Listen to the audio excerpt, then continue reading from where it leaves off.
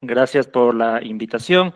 Mi nombre es Hugo Vázquez, yo soy psicólogo clínico, pero también soy teólogo, sí, y también he sido pastor por más de 10 años.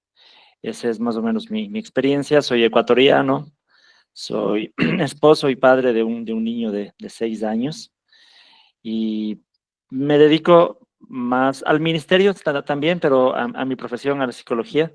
También es algo de lo que hago a tiempo completo, ¿no? Entonces, eso les comento un poquito de mí. Como les decía, gracias por la invitación. El tema que vamos a tratar hoy es muy importante. El sentido de la vida y la fe como un recurso para la sanación. Voy a compartirles mi pantalla para que puedan ver unas diapositivas. Ya, como les decía, hoy vamos a hablar acerca del sentido de la vida y la fe como un recurso para nuestra recuperación emocional, como un recurso para la sanación. Muchas veces cuando escuchamos el término este, el sentido de la vida, encontrar el sentido de la vida, a veces podemos pensar esto como algo muy abstracto, algo muy filosófico, ¿no? Plantearse la pregunta sobre el sentido de la vida, pero yo les aseguro que no hay nada más práctico en nuestra vida y más urgente que poder plantearnos esta pregunta. ¿Cuál es el sentido de la vida? Especialmente cuando estamos atravesando por momentos de dolor, estamos atravesando por alguna crisis emocional, estamos atravesando por alguna pérdida, momentos de confusión en nuestra vida. No hay nada más práctico, como les decía, en ese momento que plantearnos la pregunta, ¿cuál es el sentido de la vida? ¿No? Entonces, de eso vamos a estar hablando en esta pequeña charla. Pensemos en nuestra vida como un rompecabezas, un gran rompecabezas. Ustedes han visto que hay rompecabezas de 100 piezas, 500 piezas, 1000 piezas, no sé de cuánto sea el rompecabezas más grande, me parece que hasta de 10,000 piezas puede ser que haya un rompecabezas, no lo sé. Pero imaginemos que nuestra vida es como un rompecabezas. Cada pieza de ese rompecabezas representa una experiencia que hemos tenido, representa una alegría, representa una tristeza, representa un éxito, representa un fracaso, representa una herida, representa un trauma. Y muchas veces tenemos todas las piezas así, pero desordenadas y de pronto no sabemos qué hacer con todo eso.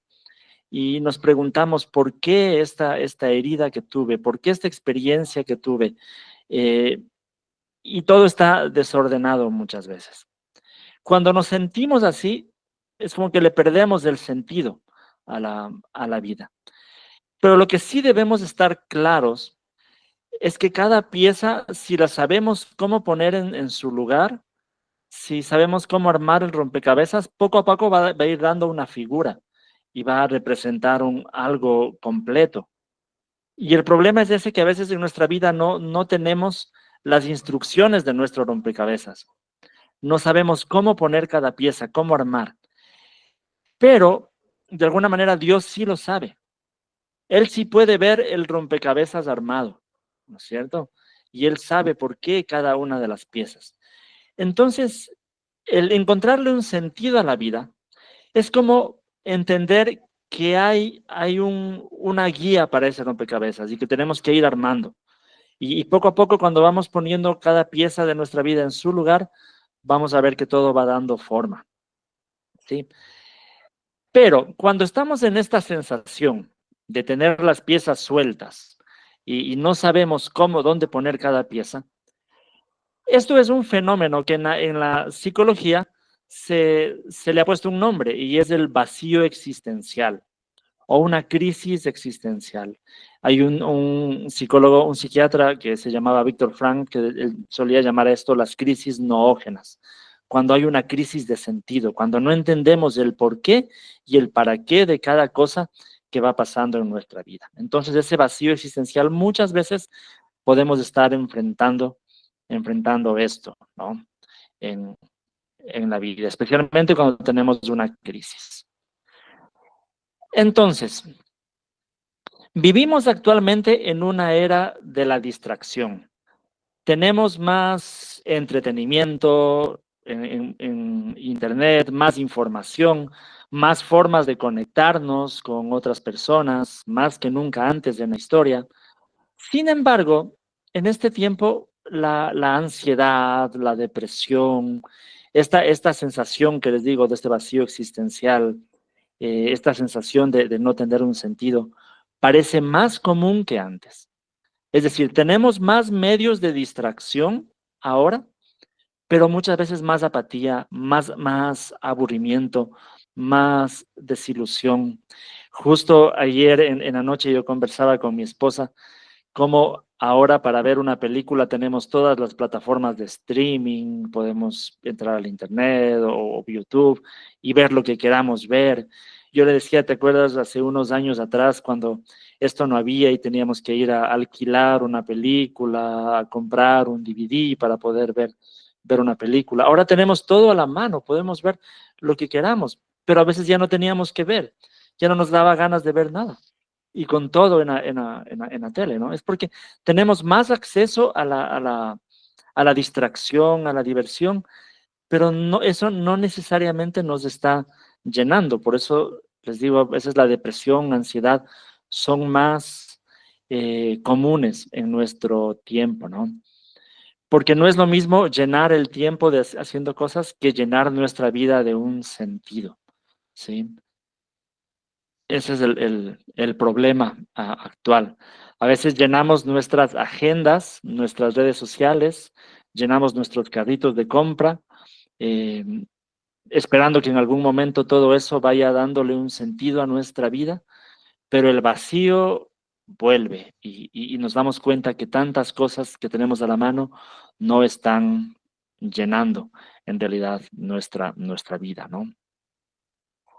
Aquí es cuando entra en, en escena un psiquiatra famoso que se llamaba Víctor Frank. Es uno de los pensadores en cuanto a la psicoterapia más reconocidos del siglo anterior. Víctor Frank fue un sobreviviente de los campos de concentración nazi. Él vivió en tiempo de la Alemania nazi, fue tomado prisionero a los campos de concentración. Mientras él estaba en los campos de concentración, empezó a hacerse preguntas. Y él decía, ¿por qué muchos de los prisioneros que están ahí en el campo de concentración se suicidaban? Porque decía que él que es muy fácil en ese momento suicidarse, solamente se lanzaban a las cercas eléctricas que había en los campos de concentración y morían.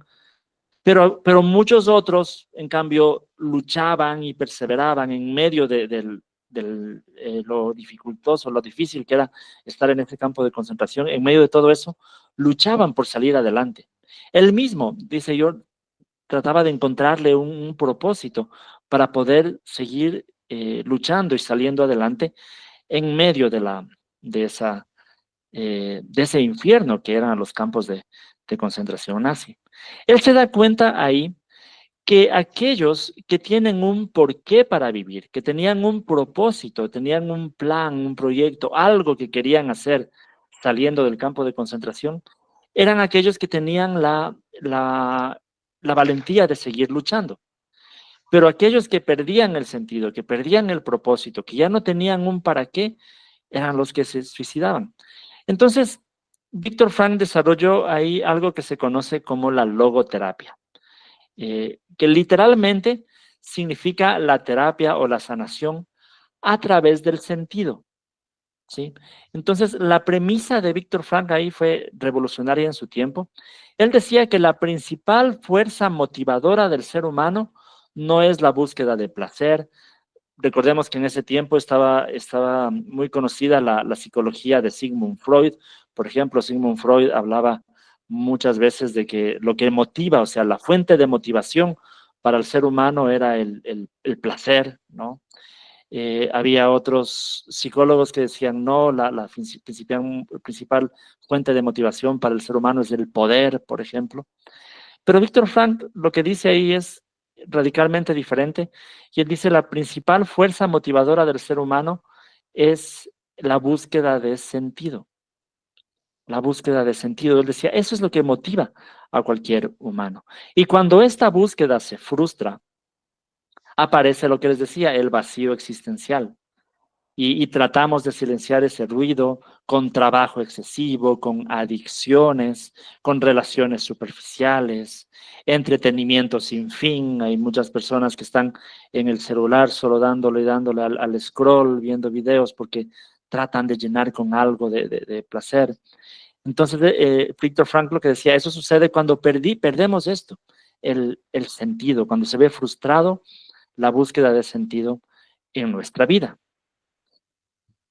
Entonces, Víctor Frank propone un mapa sobre cómo poder encontrarle el sentido a la vida. Y él habla principalmente de 3 vías en la vida de todo ser humano en donde nosotros le podemos encontrar el, el sentido, ¿no? 3 vías para encontrarle el sentido. Y él dice, la primera vía es la vía de la creación, es decir, tu misión y tus dones al servicio del mundo. Lo que dice aquí Víctor Frank es, ¿quieres encontrarle un sentido a la vida? Piensa, ¿qué es lo que tú puedes crear? O en otras palabras, ¿qué es lo que tú puedes aportarle a la vida? ¿Qué es lo que tú puedes hacer algo para que el mundo sea por lo menos un poco un lugar mejor? ¿Qué puedes hacer? ¿Qué aportas? ¿Qué puedes crear? ¿Qué puedes dar? Entonces, él llevaba el primer eslabón la primera vía de su terapia era esto, ¿no? La vía de la creación. Encontrar qué es lo que tú puedes aportar al mundo. La segunda vía es la vía del amor y la experiencia. Esto es, ¿qué es lo que tú recibes de la vida que te hace sentir bien?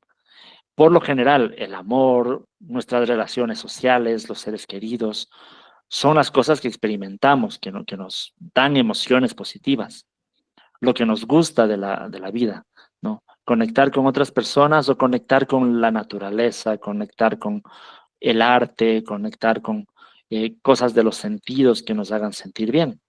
Entonces decía, esa es la segunda vía.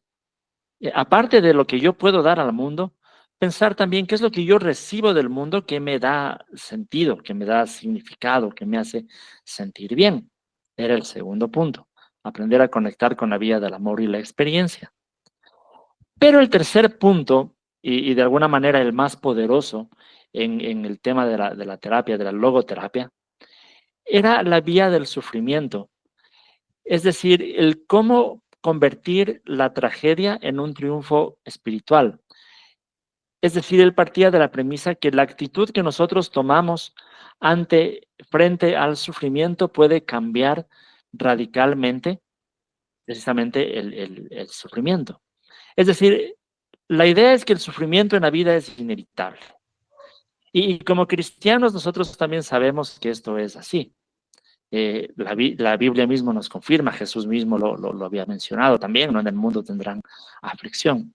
Entonces la idea es que el sufrimiento es inevitable. Pero nuestra actitud frente al sufrimiento, eso sí es algo que nosotros podemos controlar.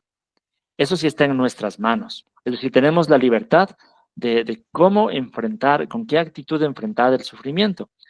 Y es ahí donde podemos trabajar y se puede trabajar en encontrarle un sentido al sufrimiento.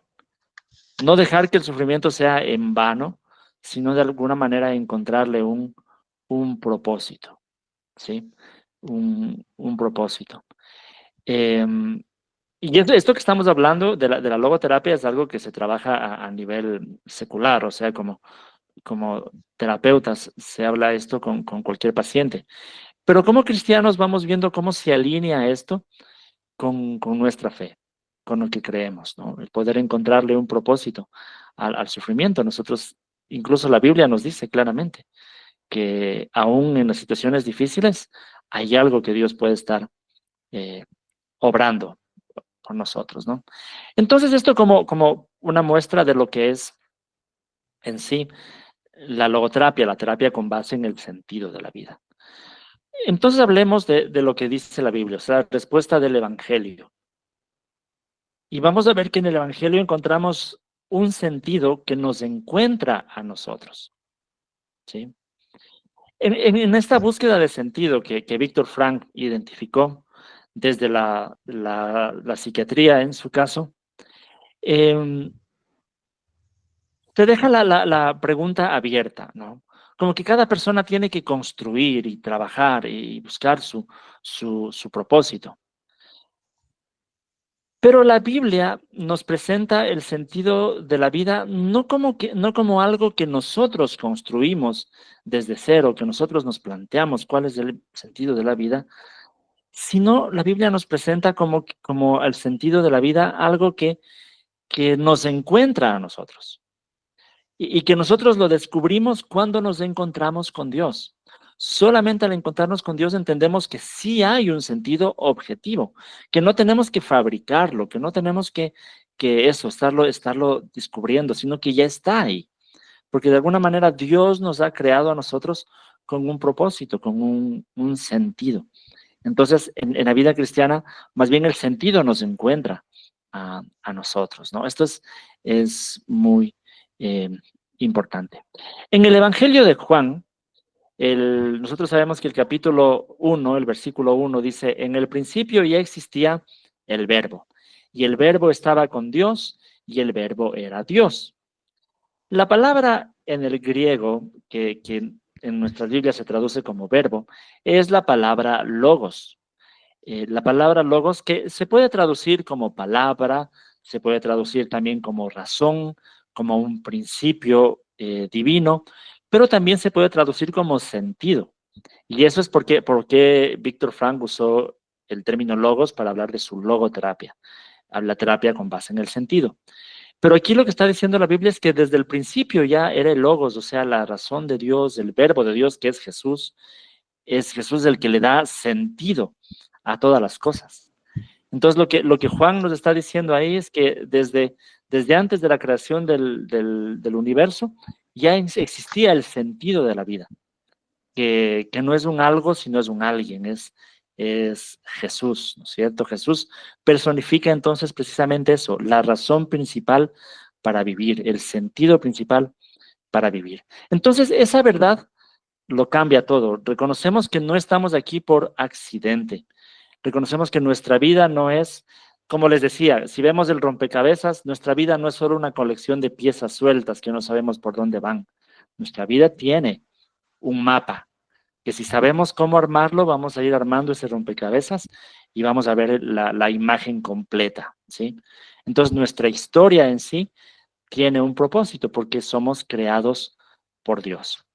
Entonces, de acuerdo a la fe cristiana, ¿cuál es ese sentido de la vida?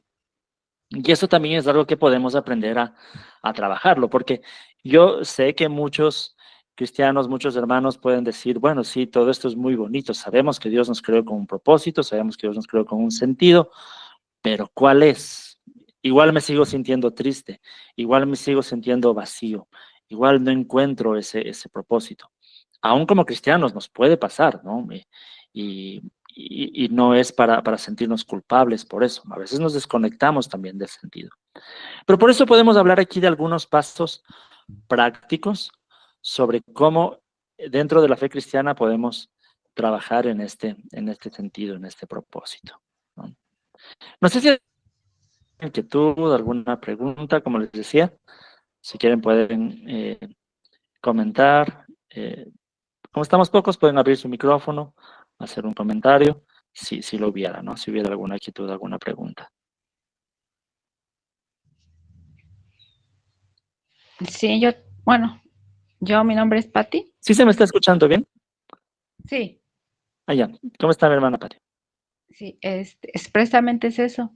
Tenía yo esa duda, porque hay veces, pues sí sabemos, como dice la palabra de Dios, que Él nos creó con un propósito, pero hay veces no sabemos cuál es ese propósito, ¿verdad? Y esa es mi incertidumbre también yo. Quisiera saber qué propósito tiene Dios para mí o cómo descubrirlo, cómo saber qué propósito tengo yo. Excelente, excelente, mi hermana Pati. Como eso mismo les decía, ¿no? No, no. El hecho de ser cristianos no nos garantiza que tenemos ya todas las respuestas. A veces enfrentamos también estas crisis existenciales también, ¿no? Sobre nuestro sentido, sobre nuestro propósito. Pero independientemente de eso, antes de hablar de cómo encontrar el sentido, el solo hecho de saber que sí hay un sentido, aunque no tengamos claro cuál, ya es una ventaja muy grande que tenemos como cristianos. Porque independientemente de si entendemos, tenemos claro cuál es nuestro sentido, por lo menos sabemos y estamos seguros que hay un sentido, que hay un propósito. Por algo estamos aquí. Aunque no vea claro el camino, yo sé que hay algo más por lo que estoy aquí, por lo que Dios me ha creado y por lo que he sido llamado, ¿no? Entonces, por lo menos el hecho de saber esto ya es de mucha ayuda en nuestra vida emocional. Porque una de las cosas que decía Víctor Frank también y que es verdad, es quien tiene un sentido, quien tiene un porqué en la vida, sabrá enfrentar cualquier cómo. Y si bien es cierto, a veces en la vida enfrentamos dificultades, ansiedad, depresión, crisis familiares, crisis de nuestras relaciones, pérdidas. Si tenemos un porqué en la vida, si sabemos que hay algo más allá, si sabemos que hay un propósito, es más fácil enfrentar estas situaciones. Es mucho más fácil que hacerlo si es que no tenemos claro que hay algo más allá. Entonces, por eso, el solo hecho de saber que hay un sentido ya es una gran ventaja. Pero bueno, vamos a hablar de cómo ir descubriendo el sentido, ¿no? Eh, Hay tres pilares en la fe cristiana que debemos tener claro. Primero, tenemos que encontrarle un sentido en la identidad. Es decir, no eres lo que haces, sino eres a quien perteneces. En el mundo muchas veces se nos dice que nuestro valor y nuestro sentido provienen de nuestro rendimiento, de las cosas que hacemos, de nuestra productividad, de nuestras notas, de nuestro salario, del número de seguidores que tenemos en redes sociales, de los éxitos. Pero la fe cristiana nos ofrece una identidad inquebrantable. El apóstol Juan escribe esto en Primera de Juan 3:1. Dice, fíjense qué gran amor nos ha dado el Padre, que se nos llame hijos de Dios, y lo somos. Es decir, primero comencemos a pensar en el sentido, no tanto en las cosas que tenemos que hacer, sino en quiénes somos. ¿Y quiénes somos según los textos? Somos hijos de Dios y somos hijos amados de Dios. Por eso dice el apóstol Juan, fíjense qué gran amor nos ha dado el Padre que se nos llame hijos de Dios. Entonces empecemos primero a pensar en el sentido, como digo, no en las cosas tanto que estamos haciendo, sino en quiénes somos. El solo hecho de saber que somos hijos de Dios ya nos empieza a dar un, un pilar firme de cuál es el sentido de nuestra vida, ¿no? Entonces tu sentido no está en hacer cosas, sino en ser alguien, en ser un hijo de Dios. Así cuando en la vida en algún momento fracasamos, en algún momento cometemos errores, en algún momento nos despiden del trabajo, en algún momento las cosas no nos salen como quisiéramos que nos salgan. En ese momento tenemos que recordar precisamente eso. Nuestro sentido no está en el éxito de las cosas. Nuestro sentido está en quiénes somos, está en quién nos ama de esa manera. Entonces ese es un punto de partida aquí. Entender claro cuál es nuestra identidad. Pero el segundo pilar es algo que ya les había mencionado en la logoterapia, es encontrar el sentido a través del sufrimiento también. El Dios de Jesús, el Dios de Jesús no evita la cruz, es decir, no evitó el sufrimiento en ese caso, sino que más bien por medio del sufrimiento Él nos redimió a nosotros. Y esto es quizá la prueba de fuego para cualquier sistema de creencias. La idea es qué hacemos con nuestro dolor. Y la fe cristiana no ofrece una explicación simplista ni una escapatoria mágica del sufrimiento. La fe cristiana no enseña nada así como pare de sufrir, ¿no? O venga Jesús y todo le saldrá bien. Eso no enseña la fe cristiana. Incluso, como decía, la fe cristiana parte del hecho de que nuestro Dios mismo enfrentó el sufrimiento, enfrentó la tortura en la cruz. Pero lo que sí nos enseña la fe cristiana es que en medio del sufrimiento hay consuelo. Bienaventurados los que lloran, bienaventurados los que tienen hambre y sed de justicia.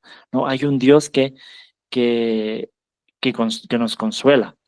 Un Dios que nos entiende porque es un Dios que también enfrentó el sufrimiento, que también lloró, que también enfrentó el dolor, que también experimentó angustia y ansiedad, podríamos decir, por ejemplo, en el huerto de los olivos antes de su captura. Por ejemplo, entonces tenemos un Dios que no es que nos salva milagrosamente del sufrimiento, sino que nos entiende y porque nos entiende nos consuela en medio del sufrimiento, ¿no? Y aquí podemos conectar con tantos textos bíblicos que nos hablan de que podemos encontrarle un propósito en el sufrimiento. Por ejemplo, Romanos 8:28 dice, ¿no? Ahora bien, sabemos que Dios dispone todas las cosas para el bien de quienes lo aman, los que han sido llamados de acuerdo con su propósito. Y tenemos que entender bien este versículo, porque obviamente Pablo no está diciendo que todas las cosas son buenas. No está diciendo que todas las cosas, no sé, tenemos que disfrutar de todas las cosas, que todas las cosas nos hacen bien. No, no, no. Pablo está diciendo que Dios puede usar todas las cosas para el bien de quienes lo aman, es decir, para nuestro bien. Es decir, las cosas que son malas son malas. Las enfermedades son malas. El cáncer no es bueno. La traición no es buena. La pérdida de un ser querido no es algo bueno. Entonces, lo que dice Dios aquí es que Él puede usar las cosas que no son buenas, pero las puede usar para nuestro crecimiento, para incluso un propósito mayor, aunque no lo vemos claramente, pero por lo menos tenemos claro que Él puede usar todo eso para cumplir su propósito en nosotros. Entonces, ahí vamos viendo que aún el sufrimiento puede tener un sentido porque hay un plan mayor, hay un propósito mayor que Dios está llevando a cabo, ¿no? Entonces, después con el tiempo, cuando uno enfrenta dificultades, cuando uno enfrenta sufrimiento, uno se va dando cuenta cómo en ciertos puntos de nuestra vida entendemos que si pasamos por eso, tal vez es porque podemos ayudar a alguien más, por ejemplo, que está pasando por lo mismo o porque vamos a estar más preparados en nuestro carácter para enfrentar situaciones similares. Entonces, con el tiempo podemos ir viendo poco a poco, aunque en el momento mismo del dolor a veces no lo entendemos, pero con el tiempo podemos irnos dando cuenta. Entonces, eso es el segundo pilar. Y el tercer pilar es encontrar sentido en la esperanza. Y esto es muy importante. La tumba vacía en los evangelios es una garantía de nuestro futuro. Es decir, la resurrección de Jesús es también una garantía de esperanza. Nos ayuda a entender que nuestra vida trasciende esta vida terrenal. Y la esperanza cristiana no es entonces un simple optimismo de que todo nos va a salir bien hoy. Probablemente no. Probablemente enfrentemos sufrimiento hasta el último día. No lo sabemos. No lo sabemos, pero puede ser probable. Pero por eso mismo la esperanza cristiana trasciende esta vida terrenal. La esperanza cristiana se fundamenta en el tema de la resurrección. Habrá una resurrección, habrá un mundo donde ya no habrá lágrimas, donde ya no habrá dolor, donde ya no habrá enfermedad, donde ya no habrá muerte, donde ya no habrá depresión, donde ya no habrá ansiedad, ya no habrá adicciones, etcétera. Entonces, esa esperanza en sí ya nos da bienestar, ¿no? El apóstol Pedro dice en 1 de Pedro 1:3, dice, alabado sea Dios, Padre de nuestro Señor Jesucristo, por su gran misericordia nos ha hecho nacer de nuevo mediante la resurrección de Jesucristo para que tengamos una esperanza viva. Entonces, tener una esperanza viva significa que nuestro destino final no es la muerte, sino la gloria con Jesús. Significa que algún día la justicia va a prevalecer, que cada lágrima de nuestros ojos será enjugada, será consolada, ¿no? Entonces, esa esperanza nos ayuda a enfrentar las dificultades del tiempo presente, ¿sí? Entonces, son tres pilares que debemos tener en cuenta para pensar en nuestro sentido, en nuestro propósito. Pero claro, podemos seguirnos preguntando ahí, pero igual, todavía está todo muy abstracto, muy general. No sé qué cosas prácticas puedo hacer para encontrarle un sentido a la vida. Y vamos a hablar ahí de la teoría a la práctica, a la vida. Pasos prácticos para cultivar el sentido, ¿no? Y aquí hay algunas cosas importantes. Primero, practica la renovación de la mente. Dentro de la psicología, dentro de la psicoterapia, especialmente del modelo cognitivo-conductual, que es el modelo que yo en general practico, hay una técnica que se llama la reestructuración cognitiva. La reestructuración cognitiva es aprender a identificar los pensamientos automáticos negativos que nosotros tenemos y aprender precisamente a reestructurarlos, a reemplazarlos por pensamientos más realistas, pensamientos más saludables, más compasivos. Esa es la teoría de la reestructuración cognitiva dentro de la terapia cognitivo-conductual. Lo increíble, y yo soy cognitivo-conductual precisamente porque yo sé que la Biblia ya hablaba de eso desde hace miles de años, no recientemente. Por ejemplo, en Romanos 12:2, el apóstol Pablo dice, no se amolden al mundo actual, sino sean transformados mediante la renovación de su mente, ¿sí? Entonces, esta práctica de renovar nuestra mente es algo que la Biblia ya nos recomendaba desde hace, como digo, miles de años. ¿Cómo podemos hacerlo de una manera muy general, ¿no? Yo tengo de pronto les comento, tengo un programa psicoterapéutico de 7 semanas que se llama precisamente Mente Renovada. Es donde cada semana se va poco a poco trabajando en un sistema donde logramos esto, renovar nuestra mente y también encontrarle un sentido a nuestra vida. Trabajamos en cuál es nuestro llamado, nuestro propósito. Es un programa muy, muy completo, como les digo, de 7 semanas. Aquí solo vamos a ver unos poquitos de ejercicios de cómo se puede hacer esto. Es muy importante tener un hábito de escribir. Cuando nosotros escribimos, podemos organizar mejor nuestros pensamientos. A veces podemos tener un diario, escribir un diario, o de pronto escribir un diario de oraciones. Es muy bueno también para organizar nuestros pensamientos. Si oramos escribiéndole a Dios, son hábitos interesantes, ¿no? Pero en medio del escribir nuestro diario, en medio de ir analizando nuestros pensamientos, por ejemplo, cuando estamos en momentos de depresión, momentos de ansiedad, momentos con emociones negativas, tratamos de escribir qué estamos pensando en ese momento. Y probablemente nos encontremos que hay ciertos pensamientos eh, automáticos, como por ejemplo, yo no sirvo para nada, mi vida entera es un fracaso, nunca voy a salir de esta situación que estoy viviendo. Empezamos a identificar, estos son los pensamientos que en realidad me están molestando. Lo que hacemos ahora es, de alguna manera, confrontar cada uno de estos pensamientos con alguna verdad de la palabra de Dios. Entonces, si estamos ya capturamos ahí el pensamiento que dice no sirvo para nada.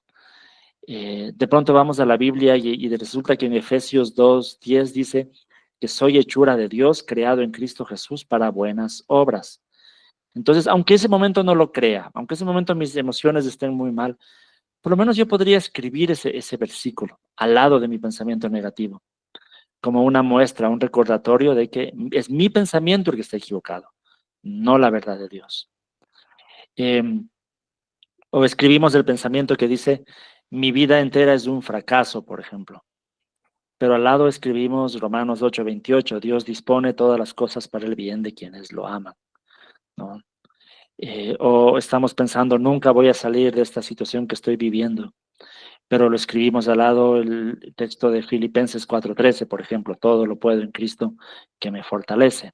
Y no estamos hablando solo como un simple positivismo nada más, sino que estamos tratando de ver lo que en realidad dice la palabra de Dios. ¿sí? No superficialmente, sino en su contexto, sabiendo en realidad lo que enseña la Biblia. Con eso empezar a restaurar, renovar nuestros pensamientos, ¿no? Dentro de este programa que les digo, Mente Renovada, que trabajamos en 7 semanas, trabajamos con una técnica que es de las 3 C. La C de capturar, la C de cuestionar y la C de cambiar. Es decir, la técnica es, voy a capturar un pensamiento automático. Capturo, este es el pensamiento. Segundo, lo cuestiono. Ok, voy a cuestionar ese pensamiento, voy a compararlo con la palabra de Dios. Y tercero, voy a cambiar ese pensamiento. Y con eso hacemos una reestructuración, una renovación de nuestra mente, ¿no? Entonces, lo primero es esto, empezar a practicar la renovación de la mente. También lo segundo es convertir las disciplinas espirituales en anclas de sentido. Es decir, todas las disciplinas espirituales como la oración, la lectura de la Biblia, el congregarse, el servir a Dios, debemos verlas precisamente como aquello que está dando un sentido y aquello que está dando un significado a nuestra vida. Por ejemplo, la oración. Dejamos de ver la oración como solo una lista de peticiones y empezamos a entender como que el propósito de nuestra vida es tener comunión con Dios. Entonces, no es que solo voy a orar para pedirle a Dios, sino que voy a orar porque mi propósito, mi llamado es tener una relación con Él. Entonces, hago una práctica espiritual, pero como parte del sentido de mi vida, ¿sí? Y incluso podemos aprovechar nuestra oración para preguntarle a Dios, ¿qué quieres, Dios, de mi vida? ¿Qué tengo que hacer? ¿Cómo puedo glorificarte? ¿Cómo puedo servirte? ¿No? Lo mismo leer las escrituras. No leer solamente para obtener información, sino leer para cada día preguntarme qué es lo que me está diciendo la Biblia que tengo que hacer en este momento. ¿Qué es lo que está diciendo la Biblia sobre cuál es mi misión, mi propósito en el mundo? Entonces, de esa manera me sumerjo más y tomo cada disciplina espiritual como una base para encontrarle mi sentido. Em, la comunidad, es decir, el ser parte de una comunidad, ser parte de un grupo, como ustedes lo son aquí o en las iglesias, es muy importante porque el sentido de la vida no se encuentra en solitario. Fuimos creados por Dios, diseñados para vivir en comunidad. Entonces, es en comunidad donde vamos también encontrando el sentido de nuestra vida. En comunidad podemos llorar con otras personas, animarnos con otras personas. Eh, eso es muy importante para ir entendiendo también el por qué y el para qué estamos aquí. Pero aquí hay una cosa también importante, lo tercero, conecta con tus valores y tus dones. Y eso también es algo que se puede trabajar. O sea, aquí no tenemos todo el tiempo que necesitaríamos. Como les digo en este programa, Mente Renovada lo trabajamos en las 3 últimas semanas de este programa. Sobre cómo saber conectar específicamente con cuáles son nuestros valores más importantes. Es decir, qué es lo que en realidad me importa a mí en la vida. Yo sé que la Biblia nos muestra una gran cantidad de valores, de principios, de cosas que son importantes. Pero cada uno de nosotros resuena mejor con ciertos valores fundamentales, ciertos principios. Hay ciertas cosas que para unos son más importantes que para otros. Y uno tiene que aprender a conectar cuáles son mis valores, mis principios, qué es lo que yo valoro más, que puede estar ahí la familia, el trabajo, la responsabilidad, el amor, el servicio. De todos tantos valores que tenemos que aprender a conectar con nuestros 3 o máximo 5 valores que son los nucleares, para a partir de eso empezar a planificarnos acciones con base en nuestros valores. Si hay algo que para nosotros es un valor, que es algo que nos guía, y empezamos a actuar de acuerdo a ese valor, vamos a tener satisfacción y gratificación en nuestra vida por cada cosa que hacemos. Entonces, muy importante aprender a identificar nuestros valores, pero también identificar nuestros dones. ¿Qué es lo que sabemos hacer bien? ¿Qué es lo que Dios nos ha capacitado para hacer bien? ¿Qué es aquello que se nos da más fácil que a otras personas? Si tenemos claro esto, si tenemos claro cuáles son nuestros valores y tenemos claro cuáles son nuestros dones, nosotros nos preguntamos, ¿cómo puedo usar mis dones para vivir de acuerdo a mis valores? Y ya está. Tengo claro cuál es el sentido de mi vida. Tengo claro cuál es mi llamado. Porque yo sé que hay algo que puedo hacer bien y sé que ese algo que puedo hacer bien está de acuerdo a los valores que para mí son más importantes. Entonces, es claro que ese es mi llamado, por decirlo así. Ese es mi sentido. Entonces, empezar a trabajar en saber identificar esto es fundamental, fundamental, ¿no? Y una cosa más es aprender a activar nuestro propósito mirando hacia afuera. Y aquí también Víctor Frank, que les decía, el autor de la logoterapia, él decía que la felicidad, al igual que el sentido de la vida, no se puede perseguir solo mirando dentro de nosotros. A veces el mundo sí nos lo dice, ¿no? Mira en tu interior, eh, qué es lo que tus anhelos, tus deseos, enfócate en ti, concéntrate en ti y verás que vas encontrando el sentido, el propósito. Pero la Biblia nos dice, y Víctor Frank también lo decía en la logoterapia, que el sentido no se puede encontrar si solo estamos mirando hacia adentro. El sentido se lo encuentra mirando hacia afuera. Eh, y esto es muy importante porque Jesús lo decía de esta manera en Mateo 16:25. Decía, el que quiere salvar su vida, la perderá. Pero aquel que pierde su vida por mi causa, éste la encontrará. Entonces, precisamente lo que Jesús está diciendo es no mires tanto en tu interior, mira a tu exterior. ¿Qué quería decir Jesús con eso? Pregúntate, ¿a quién puedo servir? Pregúntate, ¿cómo puedo usar mi tiempo? ¿Cómo puedo usar mi talento? ¿Cómo puedo usar mi don para bendecir a alguien más, para glorificar a Dios, para servir a Dios, para que mi vida sea útil, para hacer del mundo un lugar mejor? ¿Qué sé yo? Mirando hacia afuera se encuentra el propósito. Y esto también es muy interesante y es algo que yo lo trabajo con mis pacientes cuando tienen casos de depresión y es increíble el poder que tiene esto. Cuando yo les digo, bueno, dedica un solo día a no pensar en que estás deprimido.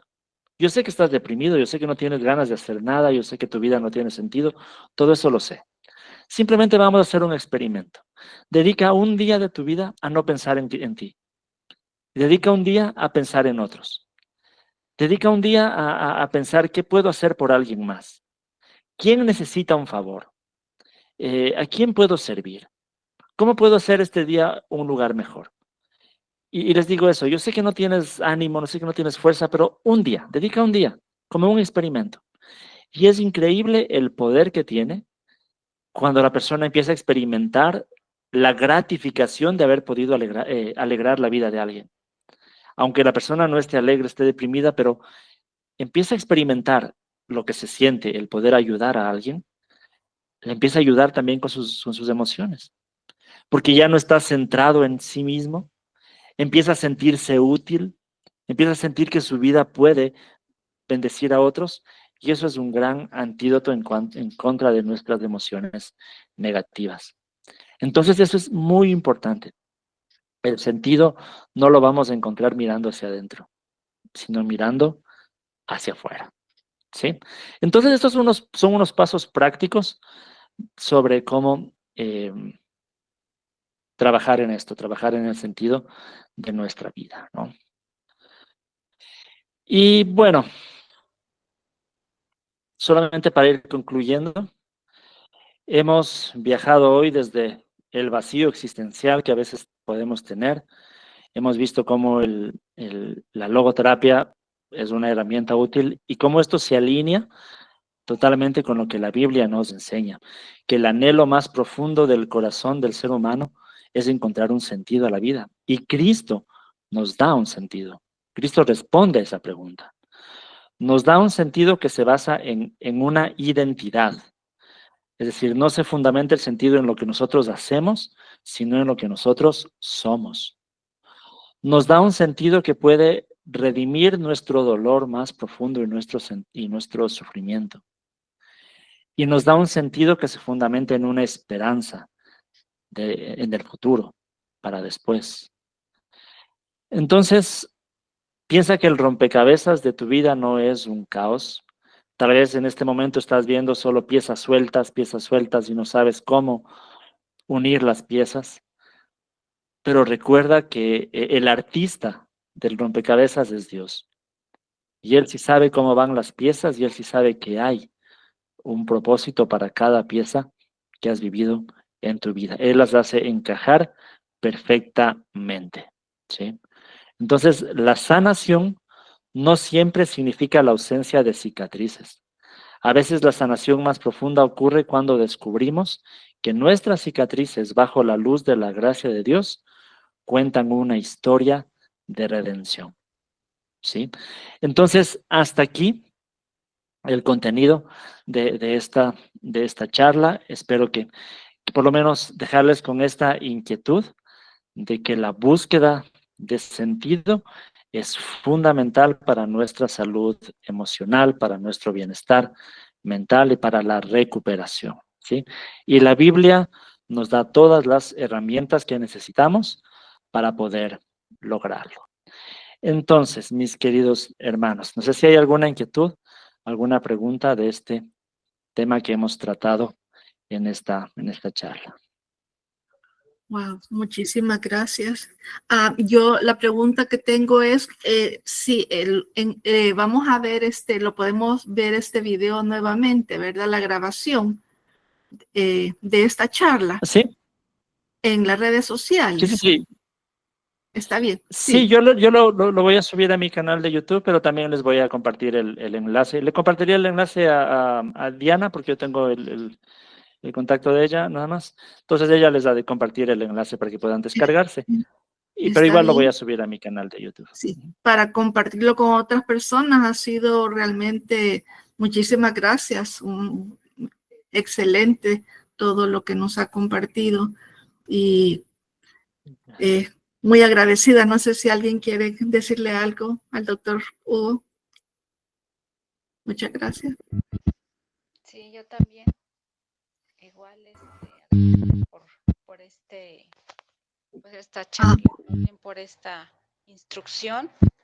Fue de mucha ayuda y edificación personal.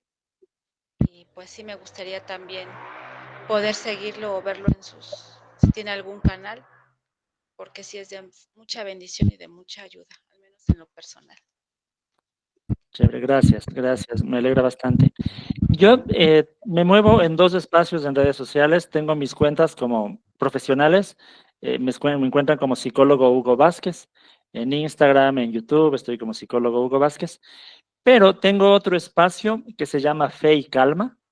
Fe y Calma, pueden buscar en Instagram Fe y Calma o en YouTube también Fe y Calma, en donde estoy compartiendo contenido exclusivamente de bienestar emocional, pero a través de la fe cristiana, a través de la Biblia, la palabra de Dios, en todo el Ministerio de Fe y Calma. O feycalma.com es la página web también.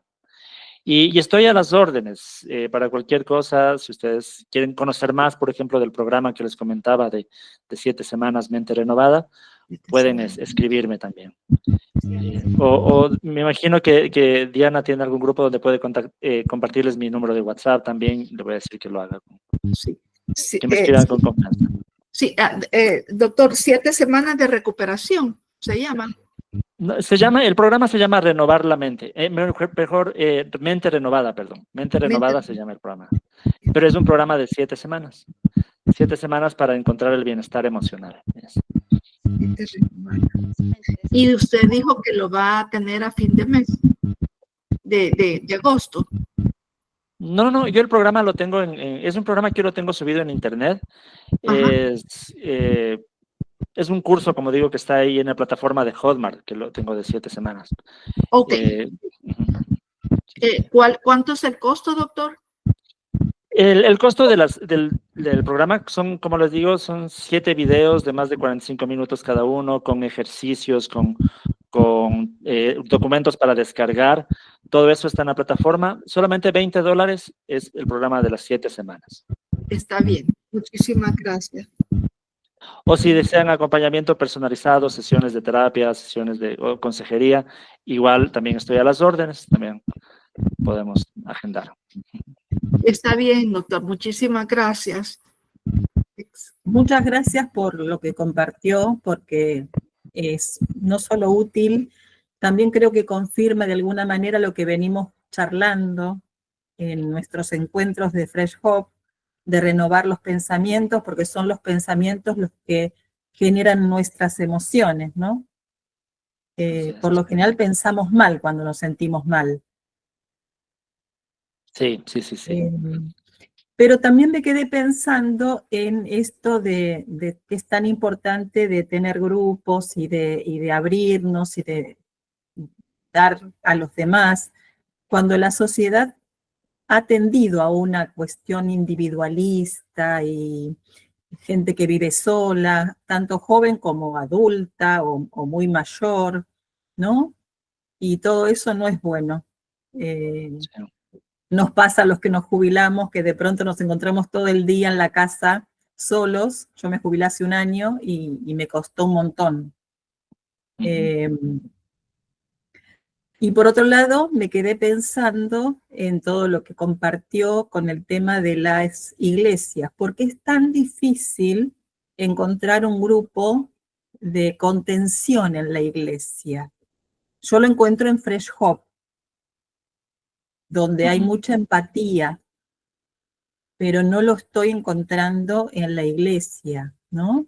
Y también en la iglesia a veces resulta difícil ejercer los dones por diferentes motivos. No sé si querés decir algo de todas estas cosas que me surgieron mientras conversabas. Sí, lo que estaba pensando un poco es que lastimosamente, en muchas iglesias existen como ciertos prejuicios ante el sufrimiento, ante la salud mental, ante la depresión y la ansiedad.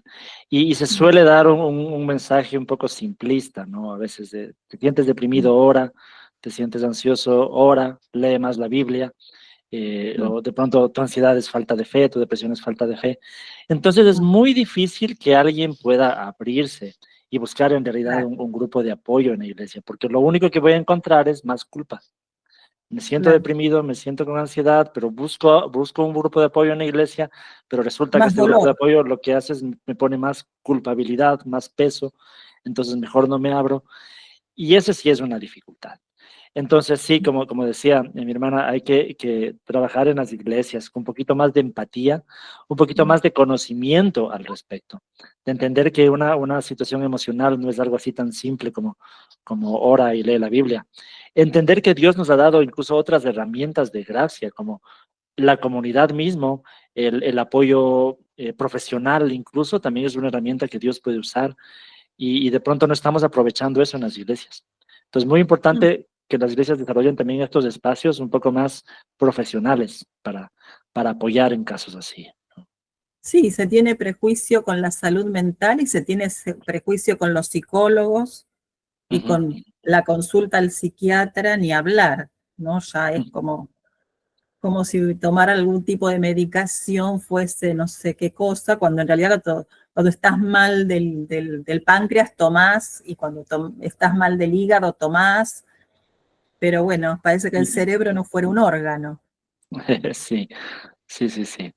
Sí, claro, uno no puede decirle a una persona que se rompió una pierna, no le puede decir, ¿quieres sanar? Pues sal corriendo, corre más y sana, ¿no? O sea, lo vamos a decir, tienes que ir al médico, tienes que tomar tu tiempo para restaurar tu pierna, o sea, pero no lo vemos de esa misma manera nuestras emociones y nuestra mente y nuestros pensamientos. Es preocupante, pero sí se debe trabajar un poquito en abrir un poco más esto en las iglesias, ¿no? Amén. Me preguntaban en el chat cómo se llama el canal. Es Fe y Calma se llama el canal. Más estoy bien más activo en el Instagram, como Fe y Calma. Fe y Calma en Instagram o en YouTube. O si no, también como psicólogo Hugo Vázquez en Instagram o en YouTube. De las dos maneras. Porque mi cuenta de psicología es como más profesional en el sentido de hablar de salud mental en general. pero acá en la cuenta de Fe y Calma estoy hablando específicamente de lo que la Biblia nos enseña sobre estos temas, ¿no? Eso, mis queridos hermanos y hermanas. Gracias por este tiempo. Muchísimas Yo tengo una gracias. pregunta. Sí, Sí, ¿alguien dice que tiene una pregunta? sí, bueno, me gustó su conferencia, muchas gracias. Me gustó por el hecho de entender de que necesitamos saber que tenemos un propósito de esta vida, descubrirlo, ¿verdad? Bueno, yo trabajo en dos áreas en mi iglesia, con una parte de misiones y hablar a la iglesia de que no solo somos nosotros como iglesia local. Es un gran reto porque generalmente tenemos esa tendencia, solo vernos nosotros. Y otra es con grupos familiares, ¿verdad? Trabajo en una colonia cerca de la iglesia. Entonces, mi experiencia, bueno, es que realmente es bien difícil trabajar a veces cuando la iglesia tiene otra manera de ver las cosas, o sea, nos reunimos, nos sentimos muy bien, pero solo nosotros y así somos, ¿verdad? Pero el hecho de ver a la gente afuera es un gran reto de buscar a esa gente, porque hay gente que tiene mucha necesidad, pero mi experiencia es que yo veo que no sé si pasa en todos los países, pero por lo menos donde yo estoy trabajando, la gente está bastante indiferente al evangelio, a cambiar. O sea, no sé en qué sentido en la parte anímica puede uno estar cómo puede uno estar más, a la hora de evangelizar, más sensible a cómo poder hablarle a estas personas de tal manera que estas personas puedan escuchar el evangelio, porque o sea, ellos están bien, tienen una relación con Dios de su manera, etcétera. O sea, viéndolo de ustedes desde su punto de vista como psicólogo, ¿verdad? Esto por una parte, para ver si usted me puede ayudar en esa área. Y la otra es que yo conozco a una persona de las que con las que estoy compartiendo hace poco. Él tiene un problema de bebida y de cigarro. Y yo sé que esto es una cosa bien difícil de dejar. Yo, en lo personal, tengo un trastorno de ansiedad y yo tengo una manía que me es muy difícil quitarla. O sea, eso tal vez es una cosa. Entonces digo, ¿cómo uno puede ayudar a una persona así? Porque creo que lo más importante de un asunto es que uno quiera dejar eso, ¿no? O sea, que la decisión. Pero esta persona como que no sale de ahí. No sé si tiene que ver mucho con que él quiera, pero hay otras cosas que se le puede ayudar o es un asunto de conciencia de esa persona y lo demás, él va a salir con la ayuda de Dios. O sea, son varias cosas las que tengo yo duda. Sí. Bueno, sobre lo último, que no se vaya la idea. Podemos abordar el tema en dos aspectos, tanto el aspecto espiritual como el aspecto conductual. En cuanto a lo espiritual, todo lo que nosotros hoy hablamos es clave.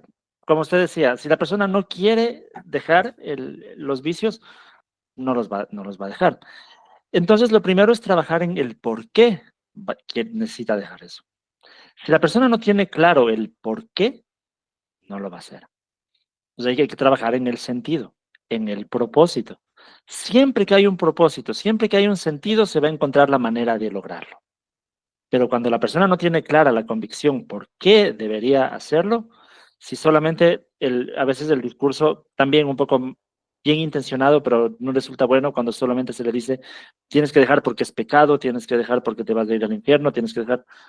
A veces las personas no van a encontrar muy claro el por qué hacerlo.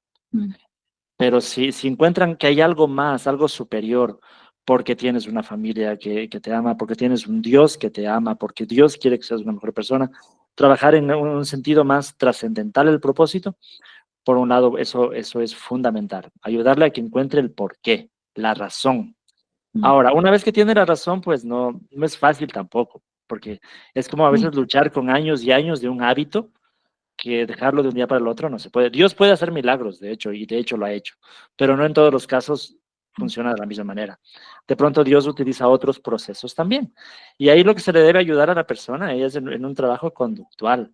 Es decir, estar ahí y saber cuáles son las situaciones que desencadenan el comportamiento adictivo, para ayudarle a evitar ese tipo de situaciones, ayudarle a tener alternativas.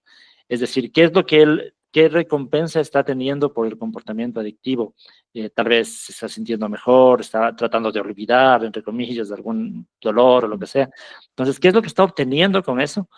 Para ayudarle a ver que hay otras actividades, otras cosas donde se puede obtener mejores resultados. Entonces, hay que hacer un trabajo a nivel conductual también, analizando la conducta de la persona. Pero bueno, es mucho lo que podríamos hablar sobre ese tema, ¿no? Sobre este tema del evangelismo, lo único que yo diría es que lo que tenemos que aprender nosotros es a saber diagnosticar el problema en las personas para que la persona quiera una cura. Porque como usted decía, hay muchas personas que están bien, piensan que están bien con su religión, están bien con Dios, entonces no saben que hay un problema.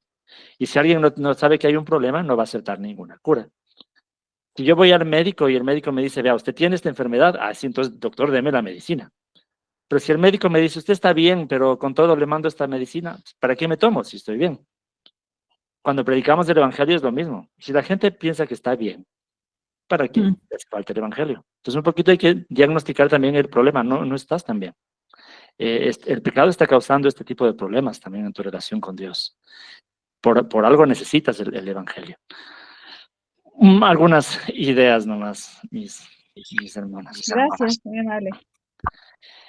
Bien, ¿alguien tenía levantado la mano? Creo que bajó la mano. Pero bueno, con todo, a mi hermana Catherine tiene una pregunta más.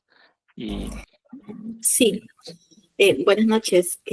Soy de Perú y mi pregunta era en relación a cómo sobrellevar o cómo manejar este tema de la depresión o un diagnóstico de salud mental dentro de la iglesia, porque en mi caso la parte más difícil del proceso fue justamente el interactuar con mis hermanos, ¿no? Porque recibí muchas críticas, mucho juicio, no solamente no me atendieron, sino que no me entendieron, sino que no me atendieron tampoco. Y en realidad, al final entendí que es porque la iglesia no está preparada.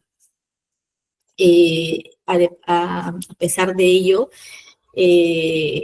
había mucha crítica, mucho señalamiento, que por el tiempo, que porque las pastillas, que porque las citas de psicólogo, y que por qué no te sanas, a mí me sanó, por qué no confías en Dios, ese tipo de comentarios. Entonces, eso llegó a causarme en cierto momento miedo, retomar mi asistencia a los cultos, porque yo al inicio tuve que aislarme, ¿no? De esas situaciones que me causaban mucha ansiedad. Entonces, cuando quise retomar el congregarme, me causaba mucho miedo, mucho temor, cómo me van a mirar, y si me van a recibir, y si no, y si vengan a encontrar mucha indiferencia o mucha frialdad. Y esto me está sucediendo en este momento que ya estoy recuperando, pues, ¿no? Mi trabajo dentro de la iglesia, porque yo me encargo de la parte de la música. Pero me cuesta mucho, tengo mucho temor, tengo mucho miedo, tengo mucha, ¿cómo se dice? Mucha aprehensión de cómo retomarlo y cómo me ven también a veces, ¿no? Porque a veces uno no puede evitar ver los comentarios disimulados, ¿no? Subtítulos que le ponen etiquetas, ¿no? Entonces, a mí me está costando mucho esa parte y quisiera saber cómo puedo manejar eso en el aspecto espiritual o conductual, ¿no? Sí, es como comentamos hace un momento, es preocupante esto. Yo creo que la clave, como usted mismo lo dijo, es el conocimiento. La iglesia debe preocuparse por capacitar a los líderes, capacitar a los consejeros para conocer más sobre estos temas, conocer que no son tan simples, ¿no? Como ore o lea la Biblia, conocer que hay procesos de ayuda, procesos terapéuticos, que incluso la Biblia misma nos enseña, pero no nos capacitamos en cómo entender cómo la Biblia nos enseña estos procesos. Entonces, en ese sentido, por parte de la iglesia, a veces hay un desconocimiento y la iglesia tiene que trabajar en eso. Pero si estamos enfrentando algo así, mi hermana, y no encontramos el apoyo en la iglesia, pues gracias a Dios hay otros espacios como este que ustedes tienen, ¿no? Donde también se hace comunidad, también se conoce con otras personas, se puede compartir y abrirse un poquito más.